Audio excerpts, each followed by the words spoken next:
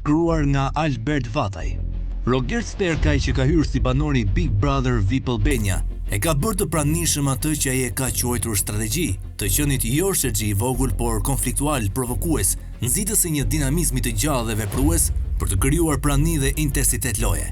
Ai është atipik jo për shkak të impresivitetit, por sepse zgjedh vetëdijshëm të jetë ndryshe nga pritshmëria.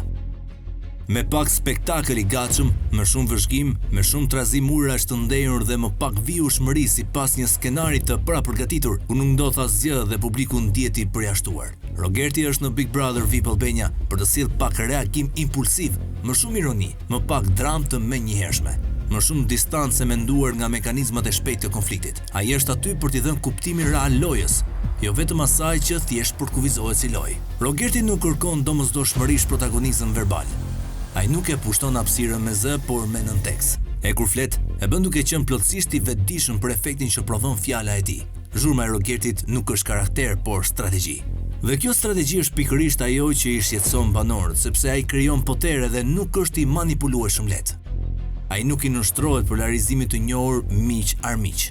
Nuk e qëndruar shpesh jashtë klaneve, Rogerti refuzon skemat e thjeshta të lojës dhe krijon një proces gradual ballafaqimi me banorët e tjerë. Qëllimi i tij nuk është të ndërtojë aleanca të shpejta, por të nxjerrë të tjerët nga komforti i lojës, për t'i përballur me atë që janë vërtet, me frikrat, impulsivitetin, nevojën për aprovim dhe etjen për dominim. Ai është kandidat për të fituar çmimin e madh. Në këtë kuptim, Rogerti funksionon si kundërpesh ndaj banorëve impulsiv. Ai ul temperaturën e konfliktit kur don dhe rindes sa herë që ai dëshiron. Kjo e bën të vështirë për të lexuar shpejt dhe paradoksalisht jashtëzakonisht interesant për publikun që nuk kërkon vetëm tension, por kuptim dhe origjinalitet, veprim të drejtë për drejtë dhe puls. Rogerti hap luftë me të gjithë dhe synon të jetë lider në bik. Ai gjithçka e ka me paramendim të qartë, edhe kur ndes sherrin, me të cilën ngrohet vetë por djeg të tjerët, duke i nxjerrë nga fiqiri normale.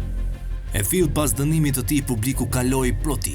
Mjafton të shikosh videot që kanë kapur nga 700.000 deri në 1.1 milion shikues për afro 24 orë, dhe komente që i ofrojnë përkraje dhe buzëqeshje.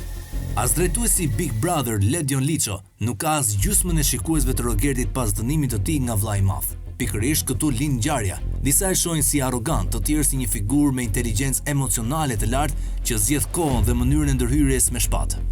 Në një format që shpërbën reagimin e menjëhershëm, Rogerti shpërbën durimin, dhe publiku gjithnjë dhe më i lodhur nga teatri artificial e njeh këtë diferencë dhe shpesh në një farë kuptimi qëndron pro Rogertit. Rogerti është i fortë, një banor që sfidon formatin jo me zhurmë të shtirur dhe të zbrazët, por me qëndrueshmëri dhe ndikim.